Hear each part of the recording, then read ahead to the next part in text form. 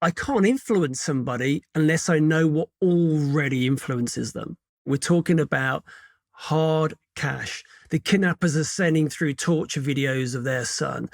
We know that the police are working with you. We're going to send some of the boys round with a Mac 10 machine gun to spray the place up. And they'll do this through threats, mock executions. But the most powerful one is silence. If it's all going wrong, if it's all like in the movies, actually we've missed a trick somewhere and someone's going to get hurt. And kidnappers, you've got to work for this. Because if you mess up, people can die. And that is the first step to bringing about and establishing trust, which actually counterintuitively is the number one factor as to whether a kidnapping gets resolved or not.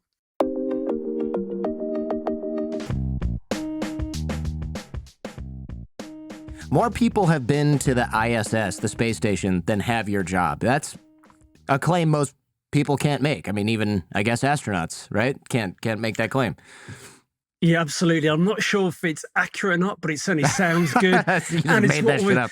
Well, no, it was given to us on day one of becoming what's known as a crisis response consultant or kidnap negotiator. You know, day one, week one, it's, hey, more people have been to the space station and do what you do full time. So wow. It certainly sounded good at the time. Yeah, it does sound good. I thought it was. I think it's funny that it's just like that's just something they say. But I mean, it makes sense, right? I mean, there are quite a few astronauts from every country that has a space program that have been to the ISS, and probably some even that don't have a full-on space program of their own.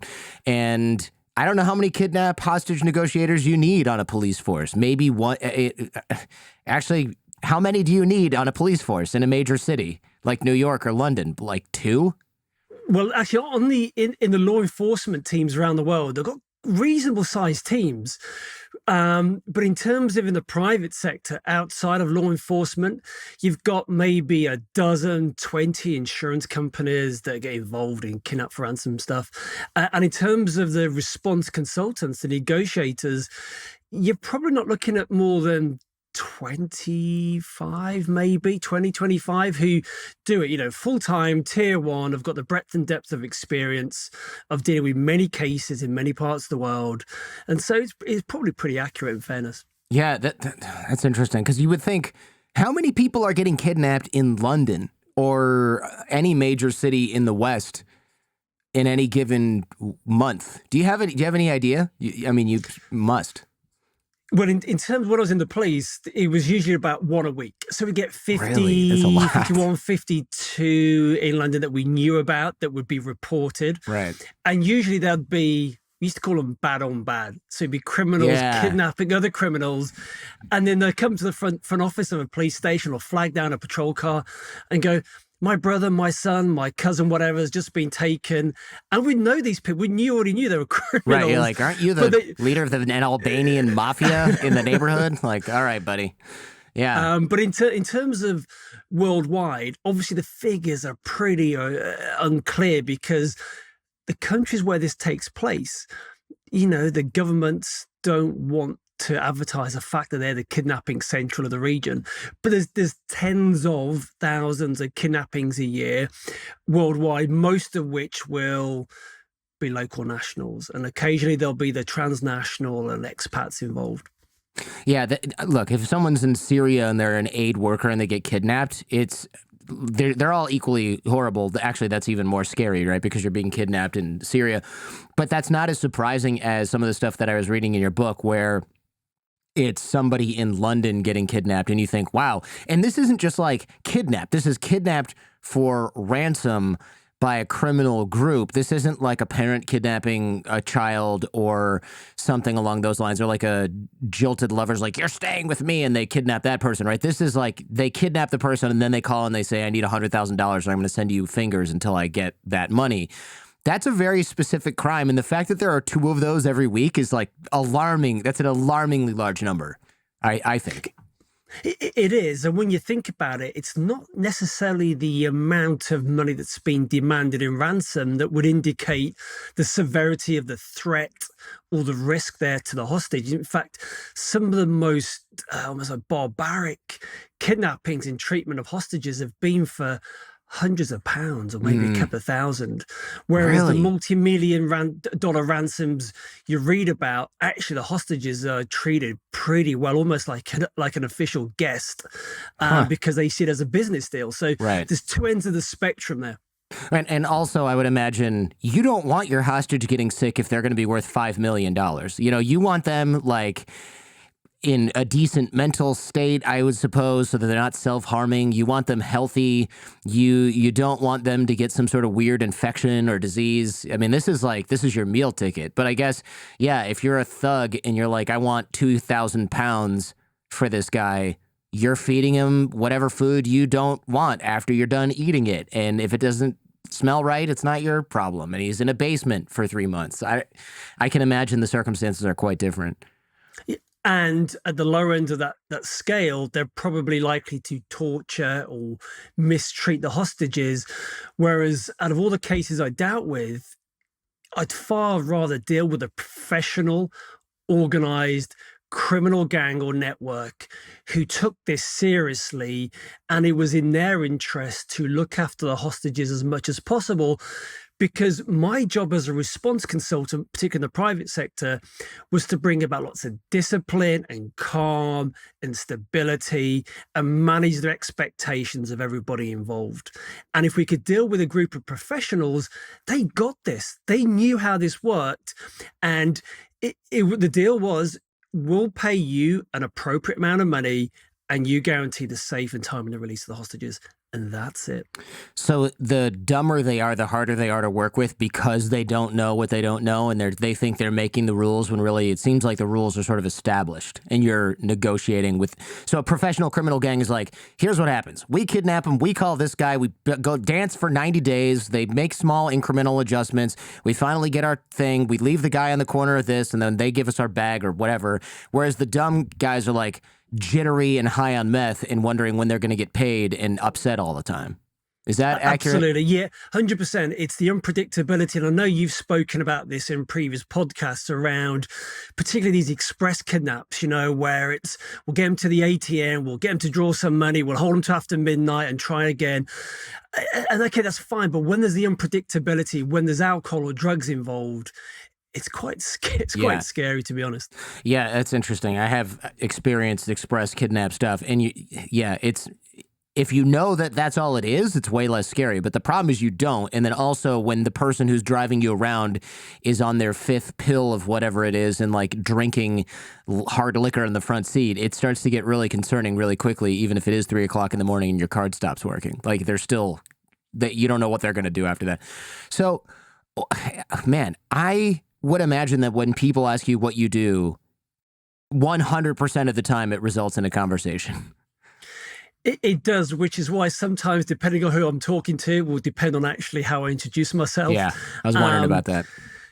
And so, but I always say, when I ever meet somebody at a party or in a social or business setting, it's hardwired into me because the nature of the work I've done is to be curious about them. So I'm the one who's normally, you know, asking questions or really trying to dig into, you know, what makes this person tick. But you're right, inevitably it will come around to, I bet you've got some exciting stories.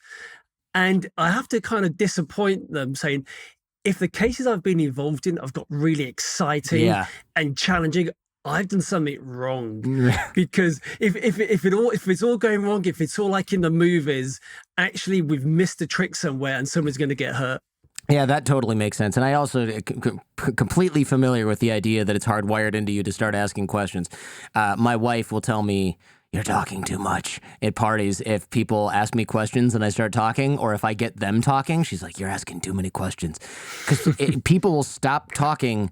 And you know this, right? They'll stop talking if you're really controlling a conversation by asking questions and engaging with the other person. People will just stop because you're doing a good job and it's interesting.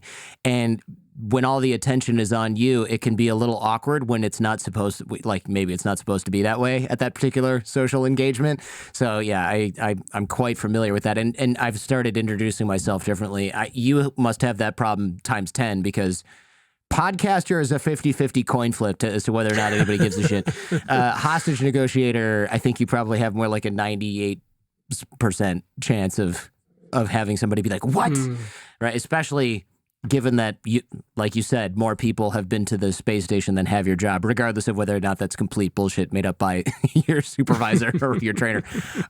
You mentioned you were working on, or a friend was working on a case where a drug dealer had been kidnapped by a rival Albanian gang, like the bad on bad stuff that you mentioned. And that sounds exciting. I gotta ask, like, no BS, is it somehow slightly less rewarding to negotiate the release of a criminal kidnapped by other criminals as opposed to an innocent civilian in a hostage situation? As a detective, it was a sense of professional pride that we were going to get the hostages back, irrespective. In fact, even more so because of they were criminal themselves, because it would have been so easy to go, do you know what? Sodom. Yeah, screw these guys. What? They brought it on themselves. Who really cares if it's one less bad guy on the street? But then when you're sitting down with their families, as I was in that particular case, you're in the kitchen in the apartment, and you've got the mom who's absolutely losing it emotionally. The kidnappers are sending through torture videos of their son. And you think, do you know what? Actually, I'm dealing with human beings here. And I can't afford to bring judgment and becoming judge, jury, and executioner, so to speak, in this. I've just got to bring the humanity of, do you know what?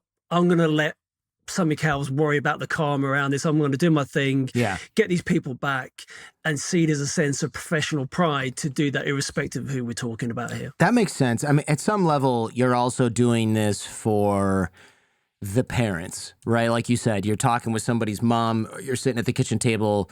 She's a hardworking immigrant. Her son turned out to be a POS. You know, whatever level of culpability parenting has in that is not really your position to judge. Yeah, I could see that. I would almost have to focus on the parents, because it would be tough to be like, so this guy's murdered a bunch of people. He's a drug dealer. He last girlfriend that he had vanished under mysterious circumstances, and you want me to get him away from these other guys who are like maybe the same kind of human garbage. And then you see that, I would almost have to just focus on the parents only, because it's really tough. It would be tough for me to care. But I get, maybe that's why you have that job and I don't, because the professionalism has to trump, like you said, the karma of the situation or whatever. I've heard you say you're always negotiating, and I wonder what you mean by that. You know, does that mean like nonverbal and verbal communication, or what are you aiming at with that? It can mean that, but ultimately you think, okay, what is a negotiation? Negotiation is a conversation with a purpose. It's where you're looking to maybe influence or persuade, but ultimately it's when you're looking to bring about some kind of cooperation or collaboration. And if you stop and think about it, you're doing that all day long with your kids, with your spouse or your friends or your co-workers, or even in the street or the store.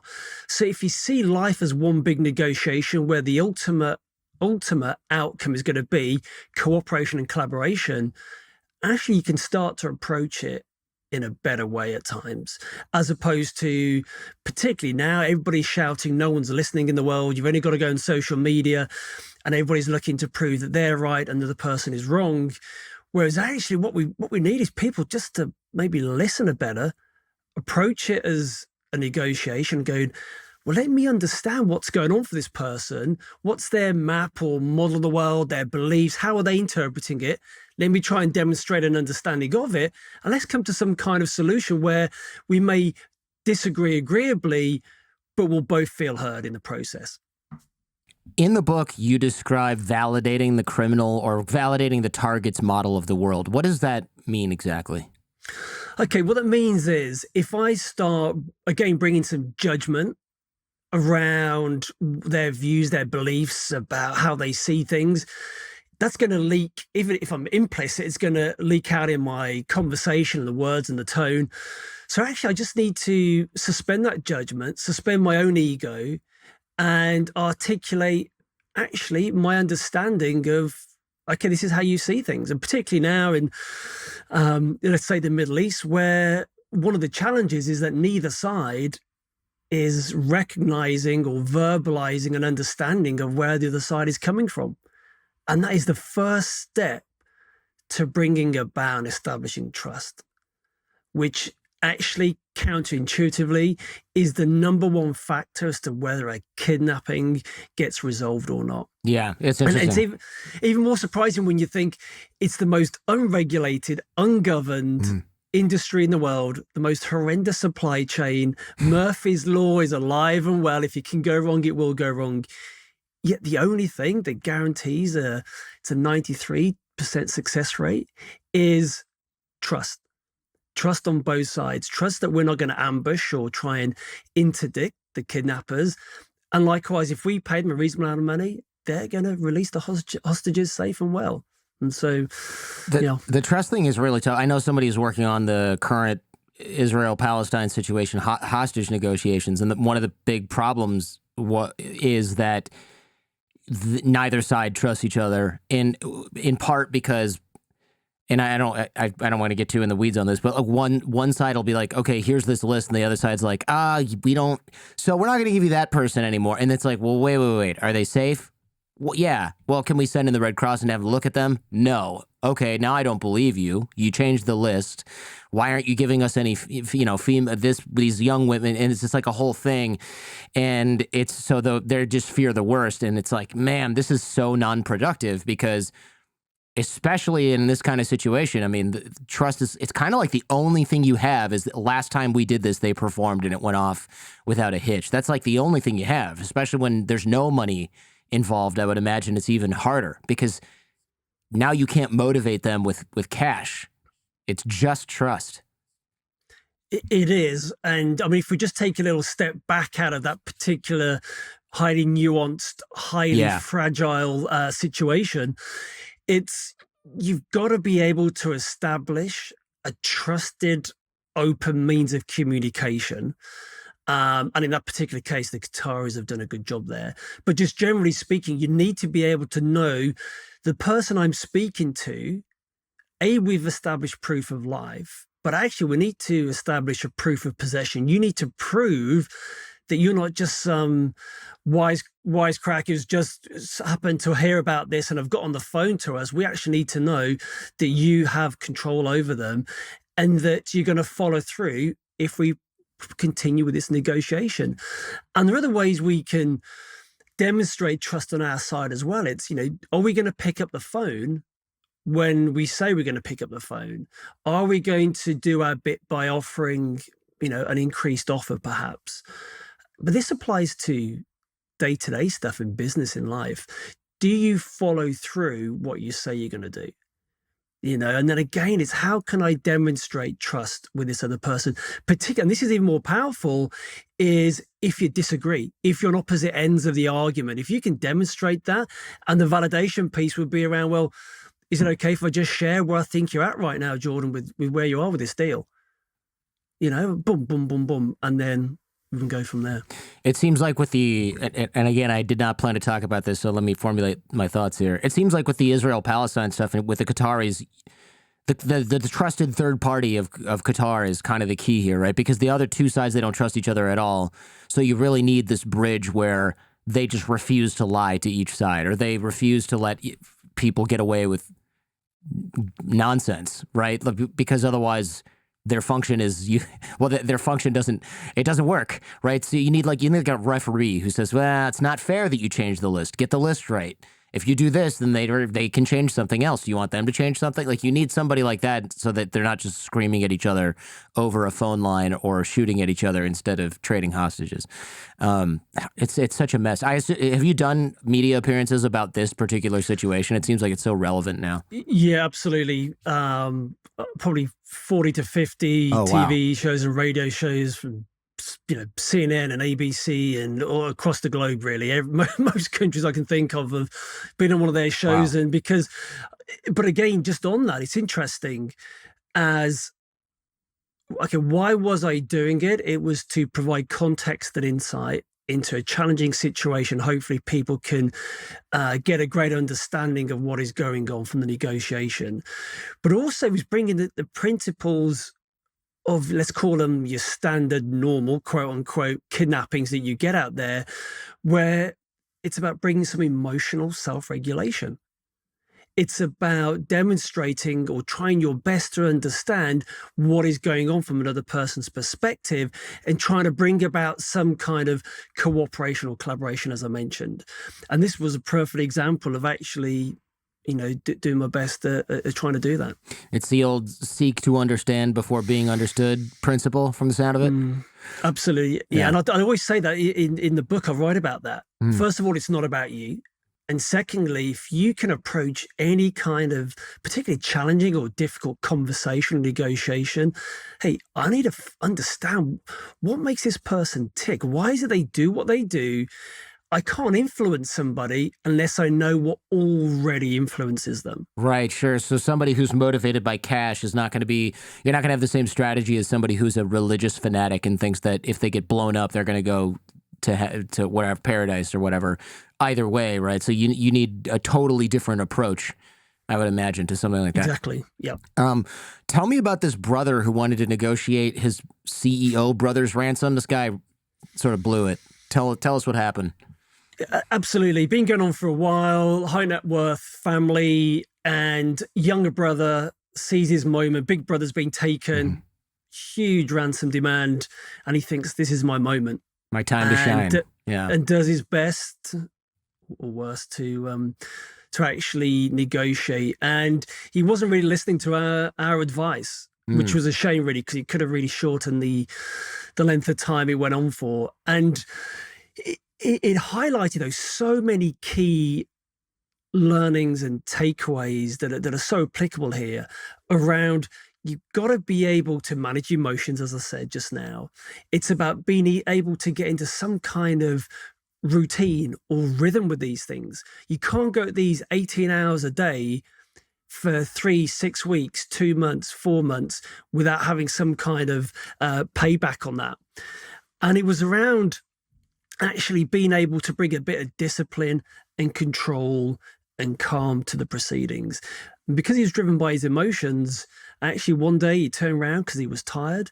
He wasn't using a clean phone, because often what we like to do is bring a clean phone where the only people on the planet who know that number are us and the kidnappers. And so every message, every text message, every WhatsApp or email notification, he thought it was a message from the kidnappers or his brother. And so, not sleeping and all of this kind of stuff. And then he just loses it one day and actually threatens the kidnappers that he's going to hunt them down and kill them. Oh, and gosh. The professional kidnappers were far smarter and obviously read the playbook here and they're super cool and went, no, we're going to kill him. And that's it. And they hung up and they didn't hear anything for 6 months. Wow. As you can imagine the meal times around that kitchen table, particularly with that brother. And over the next couple of months, we managed to get another family member who was willing to kind of take the advice and the guidance to step in. And eventually, 6 months later, they re-engage and he comes out. That is, oh my gosh. That was a smart play from the kidnappers, right? Because they know that every day is going to be miserable, and they know that everyone in the family is going to be like, you're an idiot. Why did you do that? If you got my son killed, I'm disowning you every single day. So when they call again, it's just like, tell us what you want. We'll do anything now. So, absolutely. yeah. And actually the kidnappers have got a great toolkit when you think about it, and they can deploy all of these psychological tools to extract as much money from the other side whilst, and bringing about as much fear as possible. And they'll do this through threats, mock executions. But the most powerful one is silence. When they go quiet and they can just do that at their leisure, it has such a powerful negative impact on the family, on the company, because we don't know what's going on, particularly if this comes after a threat that's been made by them. But then what we can do in response is, a bit like with kids, we don't reward bad behavior, just like you wouldn't do in a business negotiation. And so we could play our own game at that, where actually we don't offer any more money. We can even go a bit silent ourselves. We want to reward good behavior. and actually try and get it back onto that even keel. So there's lots and lots of learning from that. Yeah, so it's a mind game, right? They'll keep somebody for months with no forward motion. Yeah. But that's tricky, right? That's the mark of a professional, because you have to hide that person from the police. You have to keep them healthy. You have to keep them fed.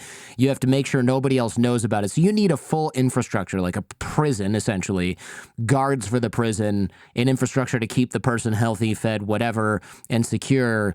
That's not something that like two meth heads in a crack house can really do. This is like a full-on organized crime organization doing something like this, right?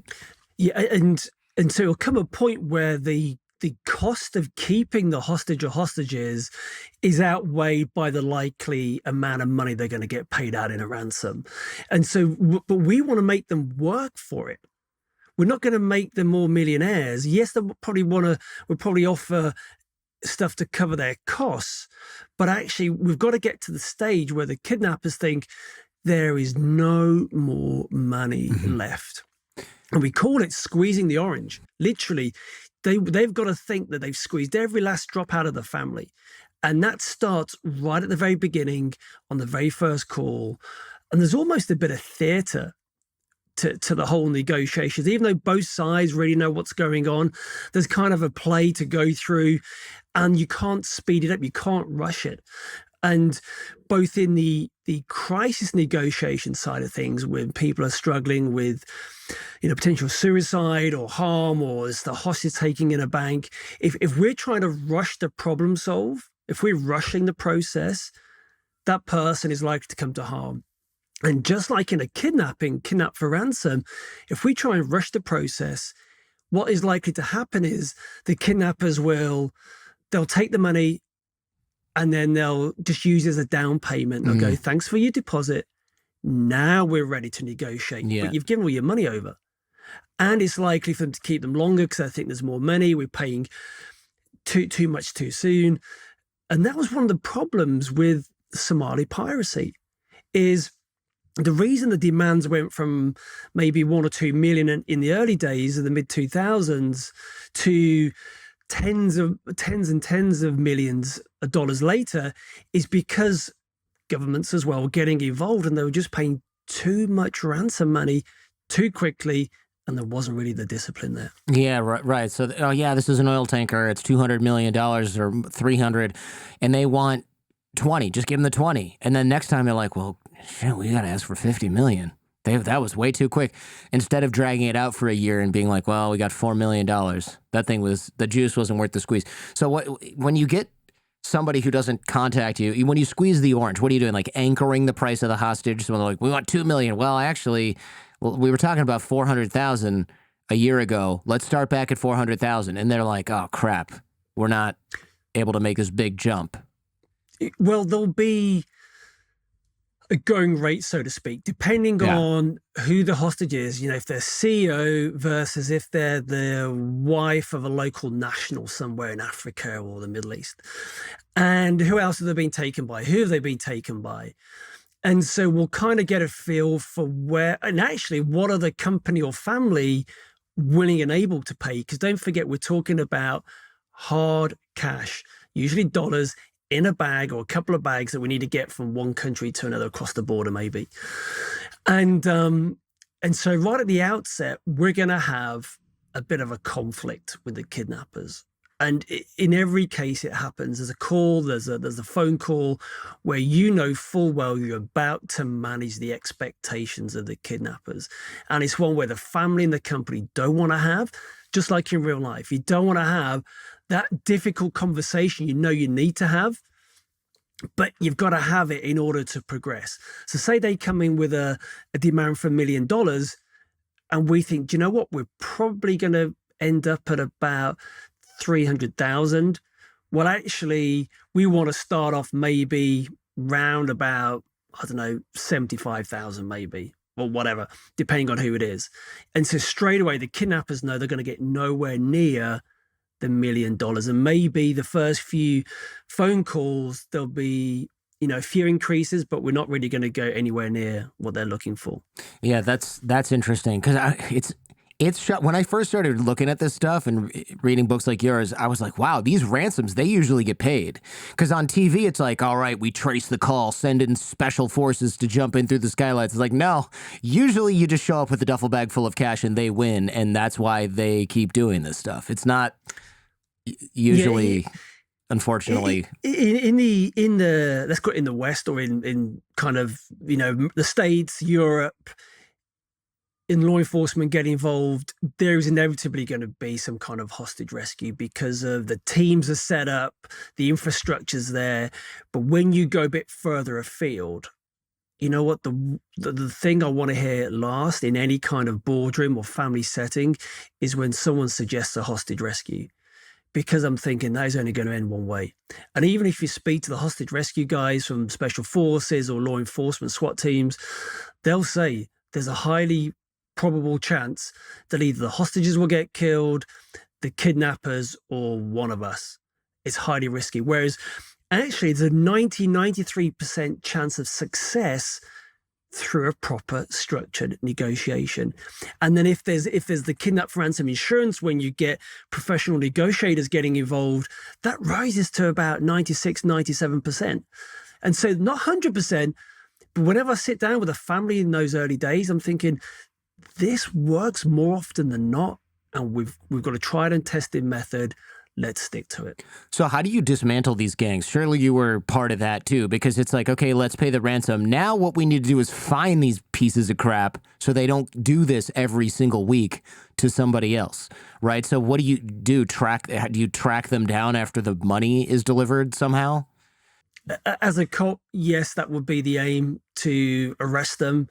But in the private sector, when you did Nigeria, the Middle East, Philippines, Latin America, if the cops or the military want to go after them, fine. But I've got one single outcome, and that's a safe and timely release of the hostages. And that's what I promised the families. I'll do whatever I can to do that. And I'm actually not interested in getting the kidnappers in that sense. And there's been cases where it's been the same gang come along 2 or 3 times, and you recognize the voices. And in a way that's quite reassuring, because know actually they do this a certain way, they look after them.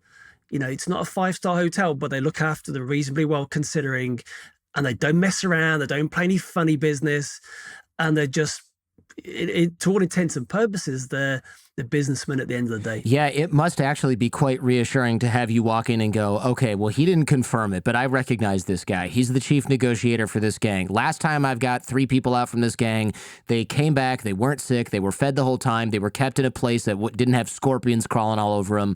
This is probably going to be fine. I've never lost a hostage with these guys. It's the new gang that's scary, right? Like the unknown quantity has to be way more nerve-wracking than somebody you've dealt with repeatedly.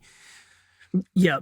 And so it's in everybody's interest then to make it work, because the kidnappers, they get paid not so much as to almost jeopardize the rhythm, if that makes sense. Yeah. The pace and the rhythm of these things. Everybody knows if we stay within this ballpark, everybody's going to be okay. Everyone's going to be looked after. This is just a way of doing business in this part of the world. It's when you get these rogue actors who come in on both sides, the kidnappers who don't know what they're doing, or people trying to represent the family or the companies, or they allow egos to get in the way and they pay too much too soon. Like as I said, if we saw in the Somali days, and it just almost messes it up and actually increases the risk to people who get taken hostage further down the line. It's funny you mentioned ego problems, because it does sound like a lot of the problems people have when negotiating are ego-based. Does that maybe make women better negotiators in that sense, or am I just stereotyping men in an unfair way here? No, I think it's an accurate assessment there, Jordan, in my experience, that actually women seem to be able to tap into that, the empathy muscle, so to speak, and they seem to be able to do that often better than men. Interestingly, within law enforcement, quite a few negotiators are women because they're very good at that. Within the private sector, less so. But I think it's, the learnable skills. You can train people how to do this, as long as they've got like that core attitude of, curiosity, being able to suspend that unhealthy ego and looking to do these things for the right reason, actually you can train a lot of people to do that, male or female. Yeah, no, of course you can train people to do it. It just seems like if I have a room full of 10 guys and 10 gals, and I had to pick somebody who had a low ego, I probably would start on one half of the room and not the other, generally speaking. Why do you think less women enter the private sector for negotiation? Why would that happen? I think it's because when you think of the lifestyle, you've got one or two, sometimes three different mobile phones, and they all could go off at 2-3 o'clock in the morning on a Saturday or Sunday, and you've got to be on the next flight out of Heathrow, and you're going to go to Abuja or somewhere else, Manila or somewhere for 6 weeks by yourself. And you think, okay, well, and it just seems to be with that lifestyle doesn't necessarily appeal to women, although there's no reason why they couldn't do it. And as I said, a lot of them make really good negotiators. I think it's the lifestyle and the toll that it can have that may put some of them off. Yeah. I suppose if you want to have a family, it's literally the same reason why women don't go into other fields, right? They want to have kids and they don't want to fly to Abuja for 6 weeks and leave their kids with their husband who can't cook anything but a burnt pancake some of the time. I know, again, I'm stereotyping. I'm just talking about myself at this point. Yeah, absolutely. Hey, it'd be great to see more get into it because they can bring a different skill set. They can work with families and clients differently. They can... they've got sometimes better intuition than men around how things are going. But unfortunately, it's just the way that it's panned out through the lifestyle. Thanks for watching on YouTube. Remember, you can also enjoy The Jordan Harbinger Show on Apple Podcasts, Spotify, or wherever you listen to podcasts. Our podcast feed is a treasure trove of insights from intellectuals, authors, spies, artists, athletes, pioneers, engineers, former mafia bosses, and business leaders, all sharing their secrets to success. For more information, click the link in the description. Now, back to the show. I heard you say that hostages and kidnappers rarely exchange at the same time, right? Because in movies, it's like, we got the girl, she's in the back of the car, throw the duffel bag across the pavement. That's not really how this goes, eh? Yeah, and I always used to think we're going to meet at the center of the bridge. Yeah. With like the fog. It's 3 o'clock in the morning, the briefcase gets put down and the hostage walks towards you.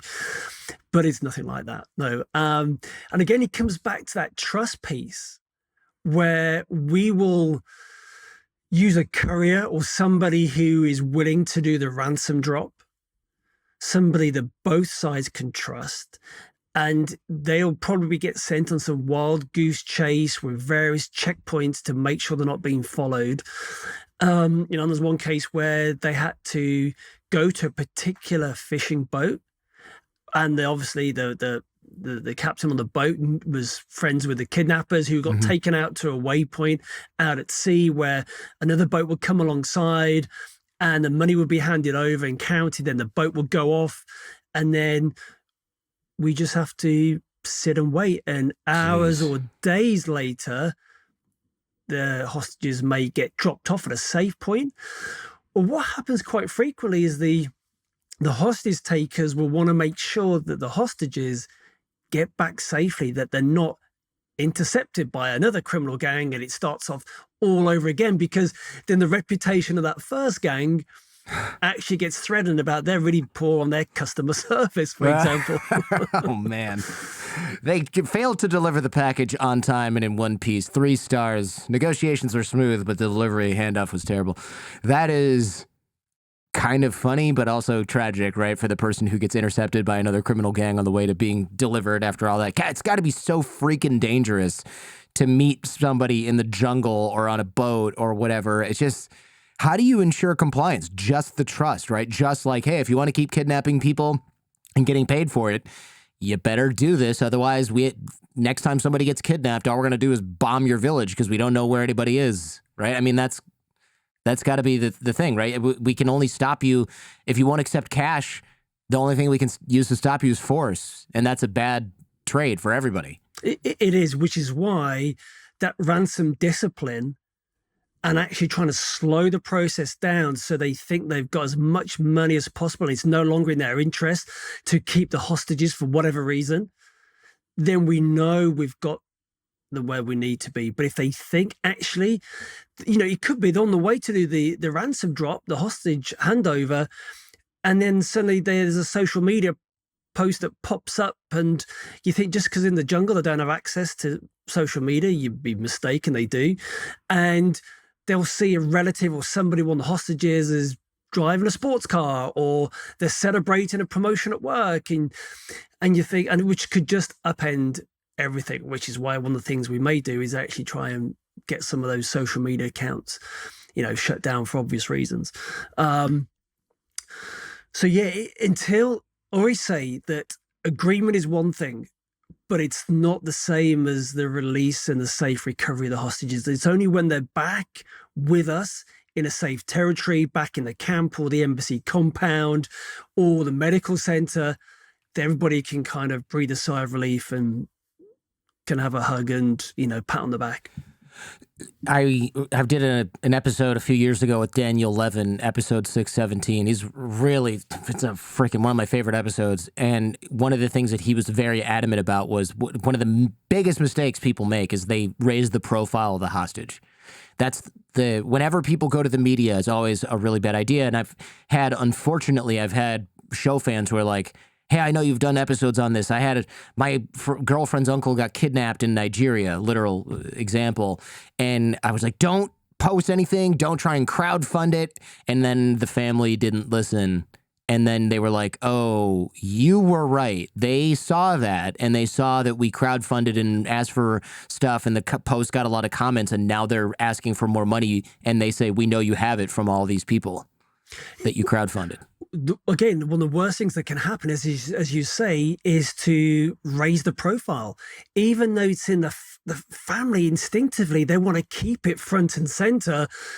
But actually, that could be most cases, it's the worst thing you can do, because it will raise the perceived value of the hostages in the kidnapper's mind, even if the reality is different. And, just because you've got a big house doesn't mean you can kind of liquidate that and turn that into cash anytime soon, for example. And so actually, in the minds of the kidnappers, high profile equals high worth, however wrong they may be. It sounds like you don't need a ton of high-tech kit, man. Paper, a pen. You mentioned a recording device. What are you doing with the recording device? Obviously, you're recording the phone calls, but why are you playing the calls over and over? What are you listening for? Well, first off, there was a case I was involved in a while back now where, again, it was a brother who got taken and so on with the other brother, and we go to a hotel suite, and we walk in the room, myself and another negotiator, and the brother's like, "What is this? Mm-hmm. Where's all the monitors and the satellite feeds and DEFCON 1 and all the red phone?" And I went, "Mate, there's three things that are going to get your brother back. There's this pen, there's this piece of paper, and there's this recording device." Oh, man. I mean, there were other things going on in the background, but as far as he was concerned, as far as the actual communicating with the kidnappers was involved, that's all we needed. And the reason why we record the calls is it's not going to be as clear as this conversation between you and I. At best, you're going to be speaking to somebody on a satellite phone in the middle of the jungle or the desert somewhere, and the reception is going to be intermittent. It's going to be heavily accented, and it's going to cut out multiple times, which is the one thing. And then the other thing is you don't want any doubt as to what was said. What was that? Was that 40 or 400? They're asking 40 or 14. Yeah, exactly. Or 14 or whatever. And so we play it back time and time and time again to go, actually, that's exactly what they said. And actually, if they then try and contradict or play some funny business later down the line, we can go, well, actually, no. Actually, I remember you saying, a couple of days ago, it was 14 as opposed to 4, for example. And so that's one of the reasons why we do it. Do you do some sort of linguistics analysis? You know, if I'm negotiating with somebody on a satellite phone, I want to record that, and then I want to say, okay, is this Moroccan Arabic, Somali Arabic? Is this a non-native speaker of Arabic? Where do you think people who talk like this live? That can be important when there's some suspicion, perhaps, or it's in a location where there could be some terrorist groups, some prescribed terrorist organizations. And then so we'd have a conversation with the powers that be, maybe share some of the recordings, and they'll go, yeah, you're okay to continue negotiating. Or it will be, you need to step away now. And the reason for that is obviously because of, depending on the nationalities, it's illegal to negotiate with prescribed terrorist organizations with a view to making some kind of financial concession to them. And so it can be helpful from that perspective, as well as building up an intelligence picture. But primarily they're recorded so we can actually understand and capture what is being said. What do you do if somebody gets kidnapped by, I don't know, Al-Shabaab? What do you do then if it's like you can't pay them $300,000? What am I supposed to do? Just leave my grandpa over there? What do you hand it over to the government? Is that who handles this kind of thing? Well, it's happened quite a few times where you know or you suspect there's a terrorist group involved. Although saying that, there'd be a number of criminal gangs who will say, no, we're Abu Sayyaf or we're Al-Shabaab. And actually, no, they're not. They just want to appear to be more LARPing. threatening. Right.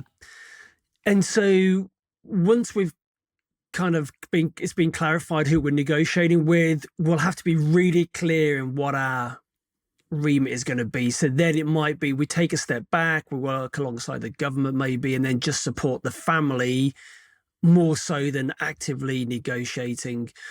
And it's negotiating with them isn't the issue. It's giving into unreasonable demands and or with a promise to pay money. So it's quite nuanced, and every time, you want to get legal advice around actually, are we good to go? Because if it's linked to kidnap for ransom insurance, for example, the insurance company won't pay out. They won't pay your fees. The compliance departments, you've got the government regulators and OFAC in the States, Office of Financial Asset Control, who they'll come after you if they think you're partaking in this. Yeah, oh man, that just makes it even more complicated and messy if you can't even do the negotiation without other parties saying, well, in the interest of our national security, you're not going to give them a ransom. And I can see a way where you could just end up stuck. Yeah, and I mean, there was one case where it was in Afghanistan and the intermediary we were using wanted to introduce me to somebody, and I'm thinking, right, they kind of sound a bit like the Taliban or even the Haqqani network here. I'm thinking, that's just not going to happen, Yeah. And so then you have to bring all your diplomacy and having difficult conversations with everybody as to actually why I'm not going to fly to Kabul and sit down with this person, but actually this is what we can do instead. Do you ever, and this is probably a dumb question, but do you ever get the idea that maybe they're trying to trick you into meeting them so they can get another hostage or do something with you? Potentially. It's like, never be surprised at what happens. I mean, there's very, very little can surprise me now as to what people are either capable of or will try and do or might happen, either deliberately or inadvertently. So there's always that kind of questioning at the back of my mind as to, okay, what's really going on here? What am I missing? What am I not seeing here? What are the risks? And actually, that was principally one of my main jobs as the crisis response consultant or the negotiator would be, I'd come up with the options, the pros and cons, identify the risks, make recommendations, and then be on that shoulder of the family or the company for them to make the right decision for them. Why, if you're the police negotiating this hostage situation, why are we like, hey, let's have the family do this? Why don't the police actually do the negotiating? Because often one of the conditions will be don't get the police involved. And so both when I was in the police and definitely when I was in the private sector doing it, we would get somebody else involved. So it'd be a family member or some kind of trusted third party who could speak directly with the kidnapper's own version of a communicator. And that would be usually for language barrier. for that kind of aspect. But also, if I just rock up this kind of middle-aged, middle-class British guy who's suddenly speaking to people in West Africa or the Middle East or whatever, they're like, well, hang on. If you're getting involved, then the hostages who we thought were just some local nationals, well, they must be worth something. I see. Yeah, that makes sense. What if they already know the hostages are worth something? Like they kidnapped the CEO of a company. It wouldn't be weird to have an expert run that. It seems weird to be like, oh, we're going to have his dumb hothead cousin handle it. That seems more weird. Yeah, no, absolutely. And so then you'd probably do it as the company that's negotiating. So yes, okay, Jordan, my name's John, and I'm speaking on behalf of. I've been, been asked to speak to you on behalf of the company. But then, just because he's the CEO, doesn't mean that the company can suddenly get X millions of dollars. Right. How they're going to put that on the balance sheet? Right. Again, the banks won't release the money. They won't be able to sign that off. And so where do you go with that? Which is why it's about trying to play down the amount of money that's available. And kidnappers, you've got to work for this. And it's not about saving money. The money's usually there. It's about minimizing the chances of this dragging on longer than it needs to, as well as preventing any further kidnappings, particularly if that company wants to stay doing business in that region for decades to come. They need to send a clear message to the kidnappers, hey, don't come kidnapping our staff again. Do you have to downplay the value of the hostage? Like, oh, that CEO, you think he's valuable, but truth be told, he is a terrible CEO. We're going to replace that guy. In fact, he's already been replaced. You did us a favor by taking him off our hands without severance pay so far. That guy was doing all kinds of damage to the company. I mean, you could probably have to be careful with that, but I would imagine there's some element of like, we really don't care that much about this guy. So don't get your hopes up. Yeah, absolutely. I mean, it could be, do you know what? He's about to go bankrupt, or he's got huge debt, or so he doesn't have the money to pay. And as a company, we're a publicly traded company. We can't get hold of $5 million for you. What we can do is we manage to scrape around amongst all the colleagues here and family members and the church group, 40,000. We've got that in cash for you right now. We can let you have that. Man, you must hear some disappointed sighs on the other end of those satellite phones when you finally drop the bomb that there's no money. Yep. Yeah, but that's what it's about. It's about the expectation management and making it clear where this is likely to end. And again, you could apply that to all areas of your life where you have your boundaries or you have your red lines, and it's, this is where I'm going to get to, but no further. Some of the stuff happening in London that you wrote about in the book, it sounds a little bit more like Sinaloa, Mexico drug cartel stuff than it does anything I would have expected in London. I mean, you're talking about torture and kidnapping. I did not expect that out of London. Yeah, it's not that commonplace, but it does happen. And one of my very first cases was where we're with a family. There's about 9 of them in a really tiny flat in East London. And on one of the calls, the kidnappers said, we know that the police are working with you. We're going to send some of the boys round with a MAC-10 machine gun to spray the place up. And I'm thinking, is this what I signed myself up for? I thought I'd just be chit-chatting with people on the phone and helping them get released. And they gave the address where we were. And like the police station, or were you at someone's house? No, it was at someone's house. We're in the apartment. And in the end, normally we want to stay under the radar. We want to stay discreet. But the way we dealt with it, we got 2 big, heavily armed 4x4 Land Cruiser armed response vehicles with 6 heavily armed police officers, SWAT teams basically, stood outside the front to the apartment block, and which allowed us to, just crack on with the negotiations. And again, kidnappers will make pretty what would sound like genuine threats, and is about staying cool and calm and not giving in or rewarding those as well. And we didn't in that case. We just played it down and we said, well, making threats won't help, and you need to look after the hostages. And when you're ready and you're serious to talk about this, then phone us back. Do you think they drove by, saw the cops, and then they were like, oh, oops, Or do you Maybe. think that was just all a bluff? Because honestly, any punk that thinks they're going to hit anything with a Mac 10 in the first place is full of crap. I mean, those are like that's like stormtrooper level of accuracy. I don't think anybody, but maybe you can't, I don't know, maybe it's the UK. Maybe it's hard to get a gun that actually fires in a straight line unless you're a cop or in the military. Yeah, automatic weapons aren't that common in Britain, and a Mac 10, you don't spray and pray because you pull the trigger and you're probably going to hit the ceiling before you hit anyone else. But I didn't want to be one of those people that got a stray bullet, to be honest with you. No, but I mean, I would not want to spray and pray a bunch of heavily armed SWAT cops with my crappy ass Mac 10 just to prove a point.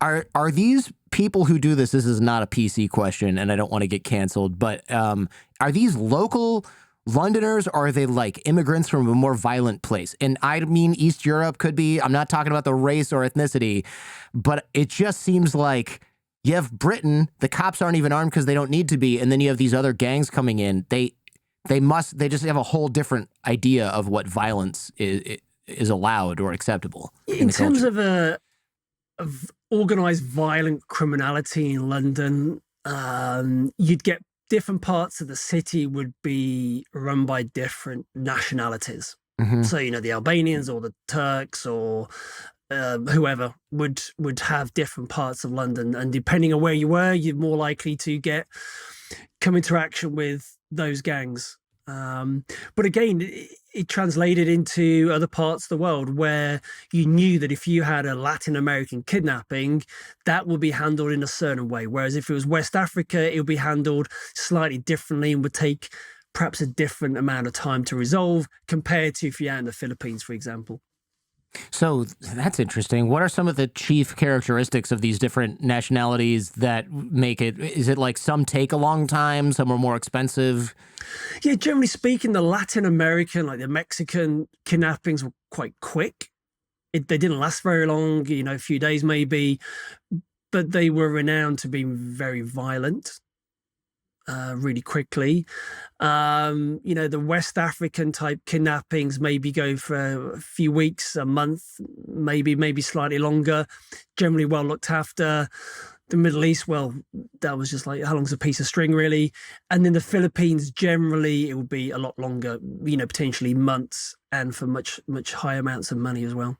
Gee, so if you're going to get kidnapped by Africans. Is that the takeaway well, actually, here? Don't get kidnapped in the first place. Okay, fine. And one of my jobs when I wasn't on a case would be advising companies and families about how to avoid it in the first place. Because even though you could be in the wrong place at the wrong time and people do get taken, by and large, you become a target because of your behavior in certain parts of the world. So actually, most, if not, 99% of kidnappings can be avoided with just a bit of forethought about what you're doing and where you're doing it. So that's for if you're living abroad. If you're in London, is it safe to say if you're in London, you're probably not going to get kidnapped for ransom unless you're a criminal, or is that not? Yeah, just to kind of emphasize to any listeners or viewers to this, particularly though, London is one of the safest capitals in the world. Yeah. And actually, you're walking down the street, the chances of you being kidnapped are extremely, extremely unlikely. You've got to be really unlucky. It's going to be normally because you've ripped off a drug dealer or another rival gang. I'm talking about in the UK now, which is why you're likely to get kidnapped, as opposed to you go to your local supermarket or store and you happen to get taken. I suppose if you're super high net worth, all bets are off because that's what organized criminal gangs want. Yeah. That makes sense. It seems like high EQ is key in your line of work. I know you kind of touched on that at the top of the show.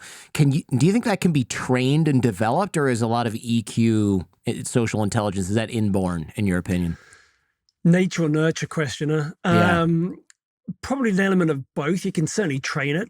And ultimately what it is can you walk into a room, particularly in high stress, high stakes, high pressured environment, and tune into what is showing up for you in your own emotions and being able to regulate that and have the sensory acuity that you can tune into what is showing up for other people and help them regulate and bring that down if it's in a high stakes.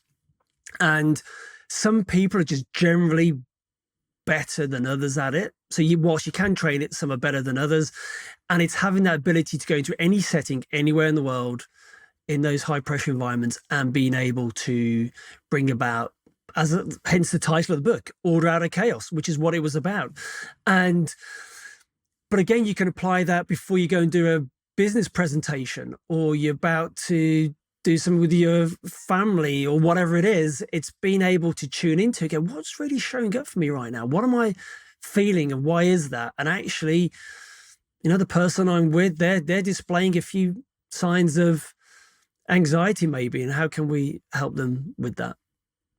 How do you select for these EQ talents on the job, or even trainability on the job? Do a lot of people try out for the position that you had and people just go, look, this guy's a knucklehead, he's not going to make it, or this guy's way too much of a hothead? I'm sure there's some of that selection or failure, but do you select for it initially when you're bringing somebody into the department? Yeah, again, particularly, both law enforcement and in the private sector, really, don't underestimate the power of likability. We may not have that much in common, say, but could I sit down with this person and have a coffee or a beer and get on with them and have a really good conversation back and forth, where they really seem to be keen about finding out about the other person, and are they listening properly? Are they able to demonstrate their understanding without making it all about themselves, for example? And so likability is a factor here, is a real big factor as well. So it sounds like consulting or most other jobs where you do your internship and it's like the number one question is, so if you were stuck at an airport lounge with this guy for 12 hours, do you want to hang yourself or is it fine?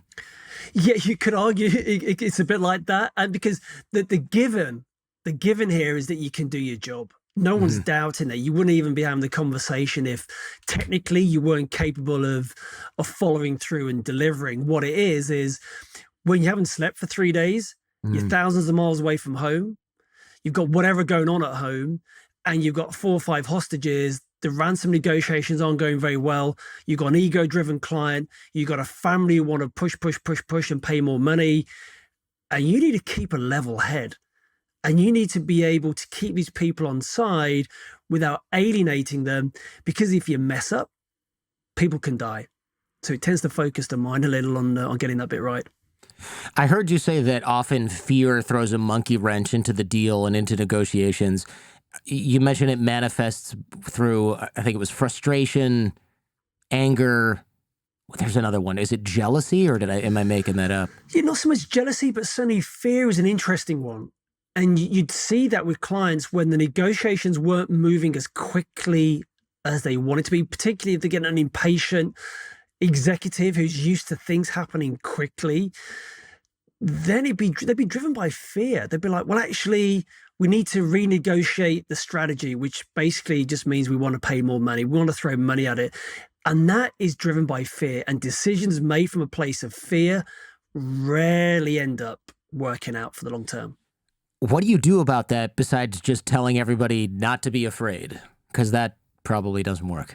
Yeah, you imagine trying to tell somebody don't do something, they'll be like, they do the opposite, don't they? Like, don't just try and get your son back through paying more money. Trust me, I have another plan. Like, that's But tough. Again, it's dealing with them as you would do anyone else. It's about validating where they're at. So, you know what? This sounds like it's really important for you to get this right, to get your colleague back. And it seems like you're really frustrated. It's not moving as quickly as possible.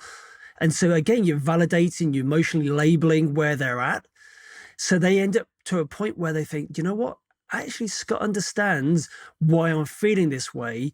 And if you imagine like it's a balance, a beam, you can't bring about calm, objective, rational thinking and decision-making when the anxiety, stress, and overwhelm is high. Same with a toddler in a store. They want candy, they want some chocolate, but you don't give it to them because they're going to have their dinner when they get home.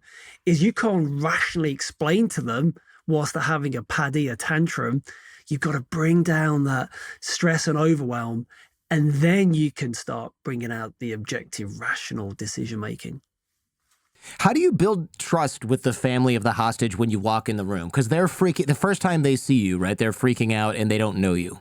You walk in there and you've got a couple of seconds, because you walk in there and you give it the big, don't worry, the cavalry's arrived. They may be thinking that, but you can't go in there and doing that. So it's about reassuring them as quickly as possible. And they're not interested in your resume or necessarily how many cases. You can have that conversation later on. It's about coming from a place of certainty, right? Okay, in my experience, this is what is likely to happen. First of all, there's going to be a period of silence.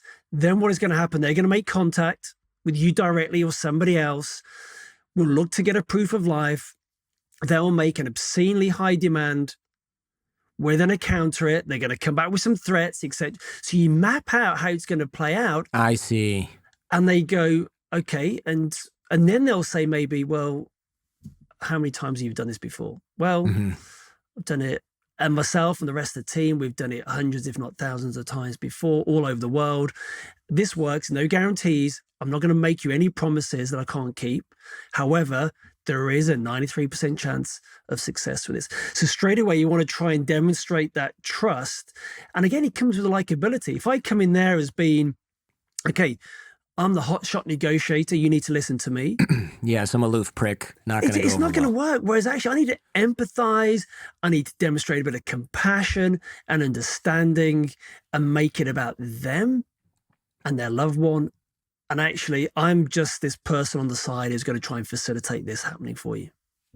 Yeah, that's interesting. And I would imagine as the map plays out, just like you said it would, that their trust builds over time as well, right? Okay, they called. All right, there's the demand. Yes, we countered it. They made the threats just like he said. And it probably also takes the sting out of some of that when they say, we're going to cut off his hand. It's like, well, he told us you were going to say that. And he also told us that you're not probably really going to do that. So I'm sure they're still freaking out and worried. But at least when your predictions keep getting knocked down like ducks, then it shows that you know what you're talking about, which is probably greatly reassuring. It is. And also, even though you know this, actually, it's a good reassurance for yourself. Doesn't matter how many times you've done it, Yeah. where it does follow the script more often than not. And particularly if they'll make threats or they'll get the hostages on the phone and saying, oh, well, we're really ill, we're injured, we haven't eaten in a week, we haven't drunk in a week. Actually, a lot of that is just theatre on their parts. And I'll say that as well to them, is that the kidnappers aren't going to allow them to starve to death or get too ill because they know they're not going to get paid out. It's all part of the theatre. It seems like patience is a superpower in these cases, and emotional management skills and the ability to withstand uncertainty. And especially, but then you also have to teach that to the family in real time as they're going through it. It's like they've been thrown into the deep end.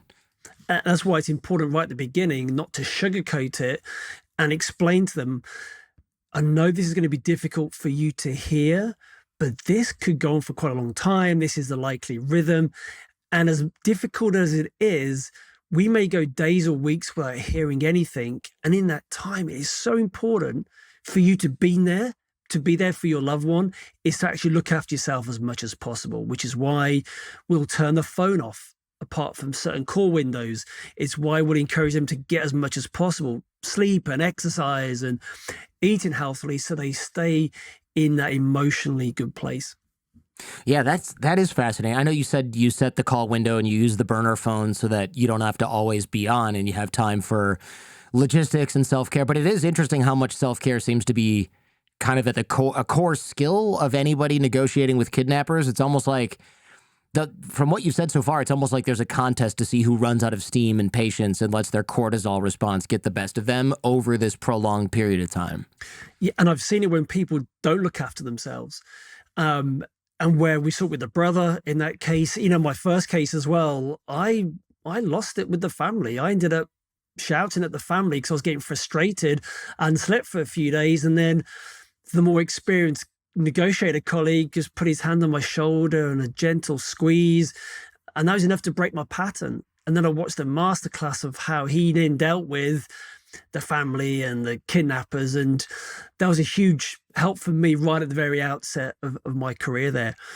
And so looking after yourself as much as possible. Yes, there's going to be days where 16, 18 hours, we're on the go nonstop, and it can be exhausting. But there will be times where it's, right, everybody, we'll come back tomorrow morning, go for a walk, get some food, do whatever you need to do, and we'll resume this at 9 o'clock tomorrow morning, for example. Man, it just really sucks to be the hostage in that situation, right? Your entire life is on hold. You're under stress, in poor emotional, maybe even physical health. You're not sure if you're going to make it out. Meanwhile, your family's a mess. Your business is a mess.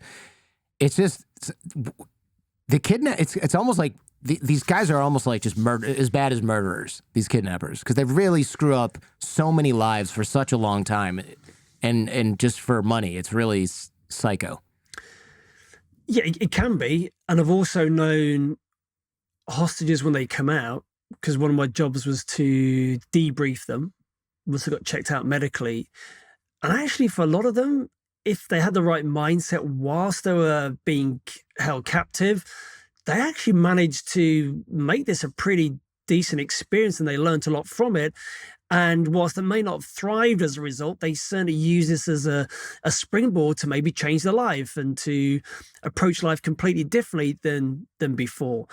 And these were the ones who, they didn't have some naive optimism or false positivity. They didn't think, hey, we're going to be home by Christmas. But it was, hey, we're here for as long as we're here. We know that our loved ones are going to do their best they can to get us out of here. And I just need to focus on what I can control, which is in my immediate circle here, in the desert, in the jungle, wherever. And they were the ones who actually gave an empowering story, meaning to where the situation they found themselves in. And they were the ones that benefited the most, so to speak.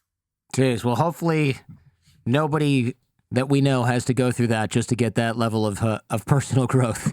Yeah. Get that go to a Tony Robbins seminar or something instead, and instead of getting kidnapped. Are there places where you just won't travel because of your line of work, where you just know, look, I've done way too many cases in this country, I'm never going to go there? Well, there's certain countries I wouldn't go anyway. And actually, say somebody got taken in Syria or Iraq, I'd probably go to a nearby country. I'd probably go to Jordan or Egypt or somewhere where, you're next door, you're close enough to maybe where there's like an incident management team running, or it's being run from. But there's no countries I'd worry about going to now, in fairness, because the countries where often the kidnappings would take place, I wouldn't necessarily go to that country in any event. Right, yeah, Syria or whatever. All right, so here's some questions that you may not want to answer or feel comfortable answering. I'm asking you to speculate largely, but there's people online are saying things like, hey, maybe Hamas doesn't know where the Israeli hostages are, because a lot of them weren't taken by Hamas. They were taken by random criminal gangs, Palestinian Islamic Jihad, or even civilians who then maybe are keeping them or turned them over to Hamas. What do you think about that? Because it is possible that in a crazy attack like that, they just don't have a roll call of where everybody is. I think that's probably a reasonable assessment, to be honest. Hamas will have the main majority of the 240 odd hostages, whereas you said Islamic Jihad and any other factions and just individuals who had scores to settle, or criminals who wanted to see a quick payday. And so actually I could quite believe where initially, at least, they didn't know who they had, who was holding them and where. But as time has gone on, I'm sure that some pressure's been brought to bear behind the scenes there to try and account for where everybody is. But we do assume there's some kind of joined up, coordinated response on that side, whereas probably that's a bit of wishful thinking. And I certainly think there is more coordinated, joined up response on, say, the Israeli side. But even so, you've got multiple nationalities, lots of different governments, all wanting to represent their country's interest the most. You've got, the Iranians and the Qataris and the Egyptians and Saudis and everyone else all trying to have their piece of the action here, which just makes it just completely probably one of the most difficult, challenging hostage negotiations you could ever imagine. Yeah, it seems very tough if you've got Israel negotiating and you've got via third parties or directly, and you've got America negotiating. But then it seems like if Belgium comes in and is like, we want our two nationals and we're going to pay $10 million for each one, then it's like, well, oh, thanks a lot. Now they want $10 million for all 40 Americans or whatever that are over there, and we're not doing that. Well, we saw that back in the Somali days, Somali piracy days, and in other cases where we'll go, we're not negotiating, or we've been paying maybe hundreds of thousands, and then a government will just pay 20 million to get their people back. And you think, well, actually, that really doesn't help any of the citizens of yours that get taken, or all the other citizens that have been taken from the different countries, which is why that ransom discipline is so important. And actually, generally speaking, when governments get involved, it can messy the water when it's just a simple, and I'm not saying this particular case, it applies as much, but in normal cases, if you can treat it as a business negotiation and it's about money, or it may be about a generator for the local village or something, they're pretty straightforward in the scheme of things. But when governments start getting involved and undercutting everybody else, it tends to make it far more complicated. Scott Walker, thank you very much, man. Really interesting subject, really interesting topic. The book, of course, goes into a lot of detail on communication and negotiation, and there's some almost like self-helpy stuff in there. So there's a lot of tactics that we didn't even come close to touching on, just because I was curious about the stories and everything behind it. And of course, I appreciate you sharing all that. I think it must have been a fascinating career with the police, and going to the private sector, no less fascinating. Yeah, no, thanks for having me. It's been great chatting to you about it. Thank you for checking out this entire episode on YouTube. If you want to follow up on this topic, check out our podcast feed or visit us on our website at jordanharbinger.com, where you can learn more about our guest and dive even deeper into what we discussed today. And remember, YouTube is not the only place that you can check out The Jordan Harbinger Show. Any podcast app should have us. Check out the links in the description, where you will find access to our shows that don't appear on YouTube, like Skeptical Sunday, where we debunk topics like crystal healing, GMOs, conspiracy theories, homeopathy, tipping, even lawns, to find out if they're backed by science and logic, or if they're just complete nonsense. Spoiler, many of them are complete nonsense. Also, our Feedback Friday shows, where we help people escape from cults, get raises at work, and take all manner of questions from you, the audience, all the way down to the bottom of the barrel. And every episode of The Jordan Harbinger Show has something useful you can take away and apply in your own life, and help you navigate what I know can often seem like the overwhelming and paralyzing challenges of modern life. Life can be hard, yes, but we are here to help. And if you appreciate how we help, remember to like, comment, and subscribe.